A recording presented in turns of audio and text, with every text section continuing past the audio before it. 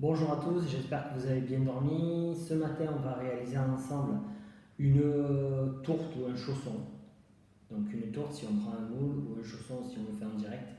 Donc pour notre cas, on va le faire en direct. Donc on va créer un chausson avec les chutes de la pâte brisée d'il y a quelques jours en arrière.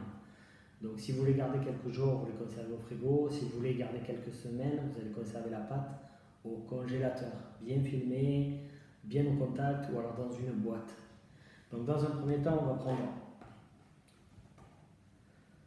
la pâte brisée restante de la quiche de l'autre jour. On farine légèrement les deux côtés. Donc là, elle sort du frigidaire. Donc on va être obligé, entre guillemets, de la laisser un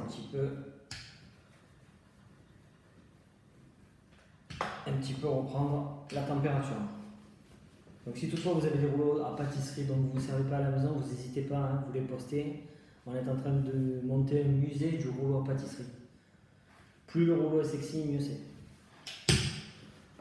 Donc, on va abaisser la pâte assez finement. Voilà. Hop.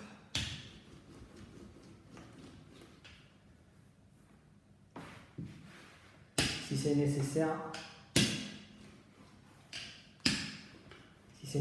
on refarinera légèrement.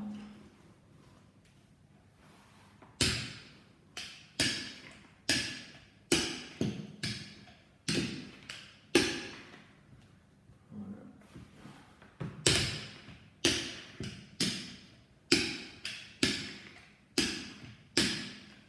Donc, une fois qu'on a abaissé la pâte, on va. Alors, deux possibilités.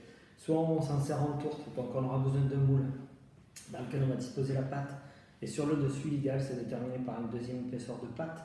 Donc la pâte, la garniture au milieu, éventuellement le liquide, et par-dessus la deuxième partie de pâte. Pour le chausson, on va prendre quelques légumes d'un repas de la veille ou de l'avant-veille. Donc dans le cas présent, des carottes, des poireaux,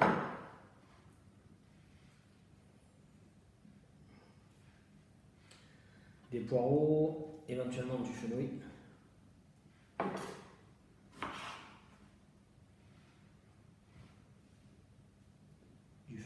si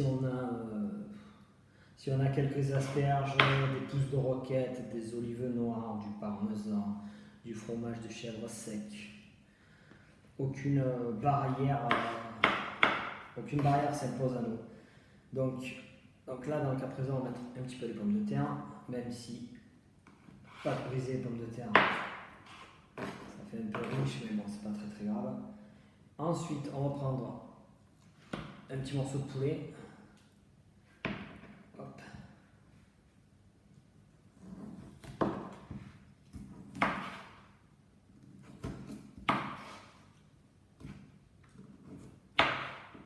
Donc, un petit morceau de poulet qu'on va mettre en cube. Petit morceau de poulet qu'on mettra en cube. Voilà. Hop. Alors, avec ou sans la peau, c'est à vous de choisir. Moi, pour mon cas présent, ce sera avec la peau. Hop.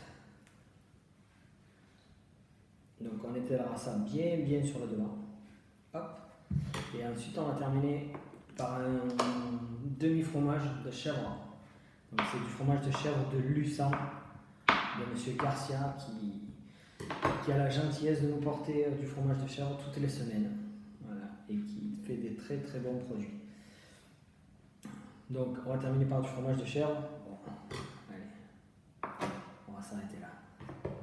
Hop, une fois qu'on a mis le fromage de chèvre, on va refermer le chausson sur lui-même.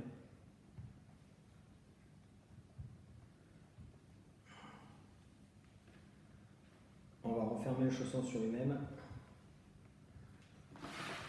On va faire quelque chose d'assez rustique. Donc on referme le chausson sur lui-même.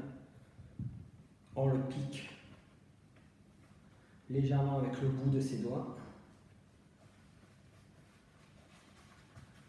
Voilà, on le pique légèrement avec le bout de ses doigts. On va le laisser se reposer une grosse vingtaine de minutes.